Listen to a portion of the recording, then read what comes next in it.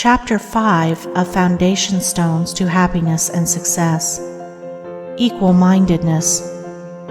To be equally minded is to be peacefully minded, for a man cannot be said to have arrived at peace who allows his mind to be disturbed and thrown off the balance by occurrences. The man of wisdom is dispassionate and meets all things with the calmness of a mind in repose and free from prejudice.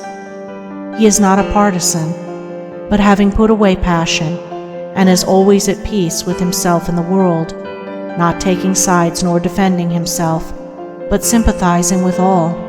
The partisan is so convinced that his own opinion and his own side is right, and that all goes contrary to them is wrong, that he cannot think there is any good in the other opinion and the other side. He lives in a continual fever of attack and defense, and has no knowledge of the quiet peace of an equal mind. The equal-minded man watches himself in order to check and overcome even the appearance of passion and prejudice in his mind, and by so doing he develops sympathy for others, and comes to understand their position and particular state of mind, and as he comes to understand others, he perceives the folly of condemning them and opposing himself to them. Thus there grows up in his heart a divine charity which cannot be limited, but which is extended to all things that live and strive and suffer. When a man is under the sway of passion and prejudice, he is spiritually blind.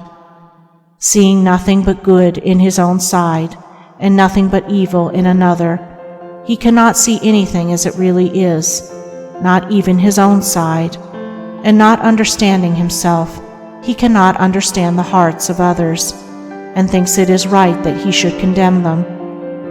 Thus there grows up in his heart a dark hatred for those who refuse to see him and who condemn him in return. He becomes separated from his fellow man, and confines himself to a narrow torture chamber of his own making. Sweet and peaceful are the days of the equal-minded man, fruitful in good, and rich in manifold blessings. Guided by wisdom, he avoids those pathways which lead down to hatred and sorrow and pain, and takes those which lead up to love and peace and bliss. The occurrences of life do not trouble him, nor does he grieve over those things which are regarded by mankind as grievous, but which must befall all men in the ordinary course of nature. He is neither elated by success nor cast down by failure.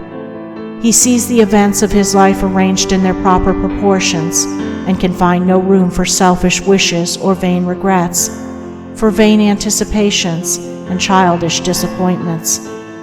And how is this equal-mindedness, this blessed state of mind and life, acquired?